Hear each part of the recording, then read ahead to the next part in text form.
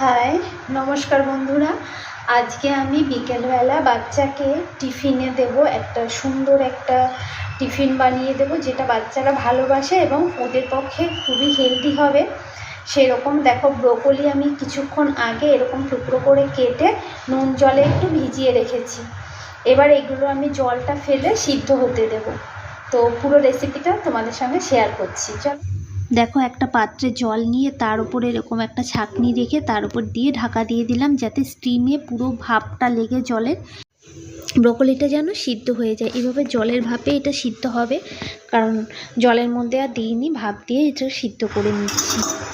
দেখো এবার তুলে নিচ্ছি, তুলে আমি একবার দেখে নিচ্ছি যে সিদ্ধ হয়েছে। সেটা তো সকালে দিয়েছি দুবার, একই শেকের তো দরকার নেই। এভাবে না আমি চামচ দিয়ে একটু দেখে নিলাম যে সিদ্ধ হয়েছে কিনা। দেখলাম যে হয়ে গেছে, এবার আমি নামিয়ে নেব।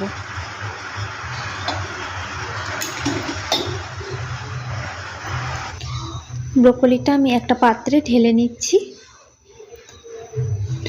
এবার এর মধ্যে আমি দিয়ে দিচ্ছি, আমি এখানে 2 চামচ মতো ওটস দিয়েছি আর একটা ডিম দিয়ে দেব। আমি না একটা ভুল করছি, ব্রোকলিগুলো এখানেই কাঁটা চামচ দিয়ে আগেই থেতো করে নিতে হতো। যেহেতু সিদ্ধ হয়ে গেছে, কাঁটা চামচ দিয়ে একটু হালকা করে চাপ দিলেই সিদ্ধ এটা থেতো হয়ে যেত। তো ওইভাবে করে নিতে হতো, তো আমি পরে করেছি, সেরকম কোনো অসুবিধা হয়নি। তারপরে দেখো পরিমাণ মতো নুন আর হলুদ দিয়ে দিচ্ছি, 2 চামচ ওটস দিলাম, একটা ডিম দিলাম। এবার আমি দেখো পুরো জিনিসটা ম্যাশ করে নিচ্ছি।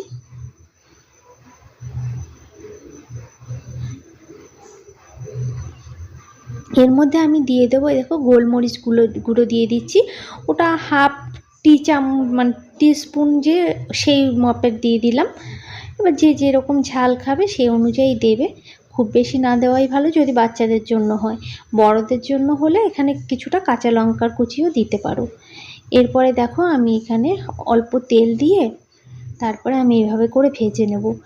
মানে আমি বলছি দারুণ লাগে খেতে, আমারও ভীষণ ভালো লেগেছে। করেছিলাম বাচ্চার জন্যই, ওর বিকেলবেলা একটু খিদে খিদে পায়, তো এরকম নানান রকমের আইটেম চেষ্টা করি যে কী দেওয়া যায়। ভীষণ ভালো হয়েছিল, ভীষণ টেস্টি হয় খেতে। এর সঙ্গে যদি একটু সস দিয়ে বা একটুখানি দইয়ের রায়তা মতো করে দেওয়া হয় তাহলে আরও স্বাদটা বেড়ে যায়। খুবই টেস্টি হয়। ব্রোকলি যারা পছন্দ করো না, একবার এইভাবে খেয়ে দেখবে, ভীষণ ভালো লাগে খেতে। আমার তো ভীষণ ভালো লেগেছে, আমার মেয়েরও ভীষণ ভালো লেগেছে। আমি না এখানে যদি ননস্টিক কড়াই নেওয়া হতো একটু ভালো হতো, আমি এখানে মাটির তাওয়া নিয়েছি, একটু লেগে যাচ্ছিল যেহেতু অল্প তেলে করছিলাম তো, কিন্তু খুব টেস্টি হয়েছিল। এইভাবে একবার চেষ্টা করে দেখো বাড়িতে, ভালো লাগবে, অবশ্যই ভালো।